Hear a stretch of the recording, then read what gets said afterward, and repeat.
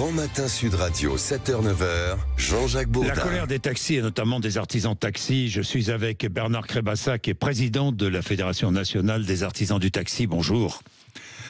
Bonjour Monsieur Bourdin. Merci d'être avec nous. Alors je rappelle que vous êtes une organisation professionnelle, vous représentez les chauffeurs de taxi indépendants, souvent appelés les artisans du taxi. Vous défendez les intérêts des chauffeurs de taxi, en particulier les propriétaires et exploitants de leurs propres véhicules. Je n'ai pas dit de bêtises, hein, Bernard Crébassa. Exactement ça. Tout à fait, c'est tout à fait ça, mais également tous les salariés qui travaillent dans nos entreprises aujourd'hui. Voilà. Où en est-on ce matin? Hier, vous avez manifesté, notamment à Paris. Certains ont été arrêtés, interpellés, gardés à vue. Est-ce que tout le monde a été libéré? Non, pour l'instant, ils n'ont pas tous été libérés. Les procédures sont en cours. Nous allons voir ce qui se passe. Combien de chauffeurs de taxi sont encore... Allô, Bernard Crébassa, vous m'entendez?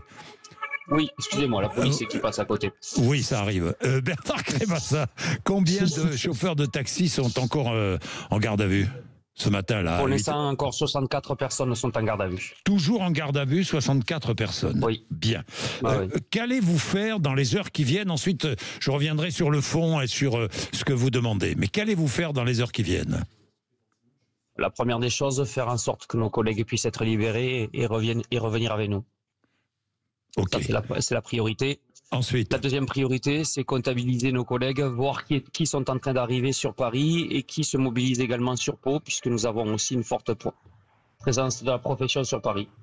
Voilà, si j'ai bien compris, vous poursuivez vos manifestations à Paris, à Pau et ailleurs en France? Et ailleurs en France, si les collègues souhaitent se mobiliser dans les préfectures. Dans les préfectures. À Paris et à Pau, quelles seront les mobilisations? Quelle forme vont-elles prendre? Paris, la même qu'hier, rassembler le plus d'entreprises possible et être entendu par le ministère pour l'application de la loi sur les plateformes et les VTC. Et en même temps, défendre cette convention Sécu qui n'est pas acceptable actuellement. Bon, donc surtout, manifestation dans les mêmes quartiers à Paris, j'imagine. Oui, tout à fait. Dans le même ministère des Transports. Voilà, autour du ministère des Transports à Paris et à Pau, autour de la mairie, j'imagine, pour sensibiliser. C'est ça, mairie et la gare SNCF apparemment. Et la gare SNCF. Et on parle de Marseille aussi, on parle de Toulon. Voilà, sur toutes ces grandes villes, nos collègues se sont rassemblés, et ont mené des actions fortes hier. On va voir si le mouvement continue aujourd'hui. On est en train de reprendre la journée et de regarder comment réagissent nos collègues. Bon, alors, vous protestez contre cette nouvelle convention de la sécurité sociale. Que dit-elle? Cette convention prévoit la mise en place d'un forfait unique de prise en charge et d'accompagnement à 13 € avec un seul tarif kilométrique par département, contre 4 aujourd'hui. Expliquez-nous pourquoi vous n'en voulez pas. Parce que la tarification proposée par la Caisse d'assurance maladie ne prend pas la totalité de nos contraintes de travail. Quand il nous annonce un seul tarif, il prend le tarif le plus bas de notre profession, qui n'inclut pas le temps d'attente de nos salariés, ni même notre retour à la base. Voilà, il fixe un tarif kilométrique uniquement, si j'ai bien compris, vous seriez indemnisé uniquement sur le trajet du domicile, trajet du patient, de son domicile à l'établissement hospitalier, c'est cela? C'est ça, sans prendre en compte la totalité de notre temps de travail, puisque pour nous, un trajet est considéré comme étant un aller-retour. Voilà, donc ça, vous n'en voulez pas.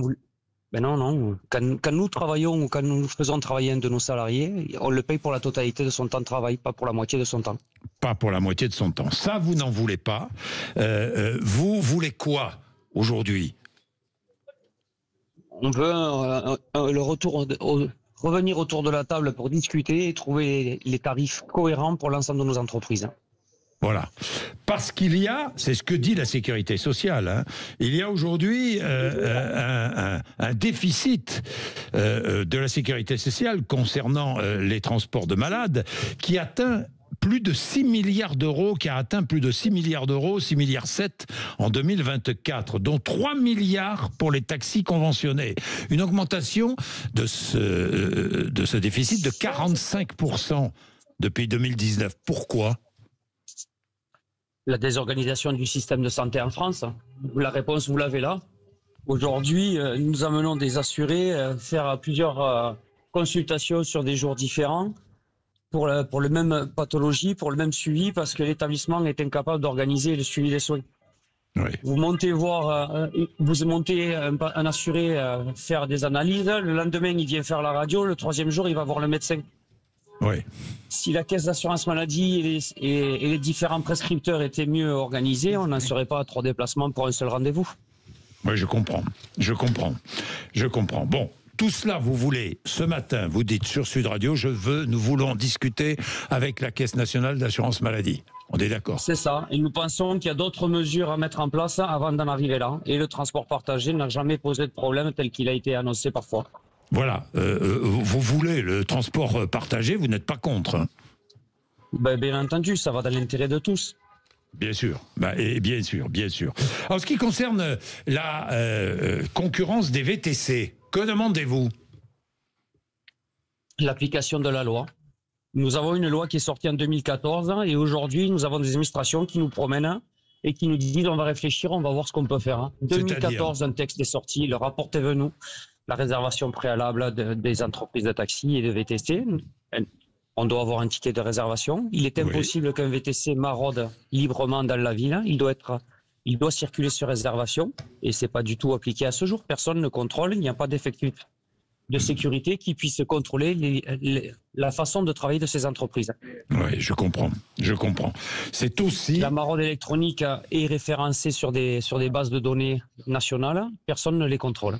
Personne ne les contrôle. Oui, ce qui est totalement anormal, hein, ça, on est bien d'accord, Bernard Crabassa. Bon, merci. Dans tous les cas, nous suivrons de près parce que moi, j'ai toujours une faiblesse pour les taxis. Non, mais c'est vrai, parce que je sais le métier difficile. Je sais que les conditions dans lesquelles travaillent les taxis sont difficiles parfois. Merci, Bernard Crabassa.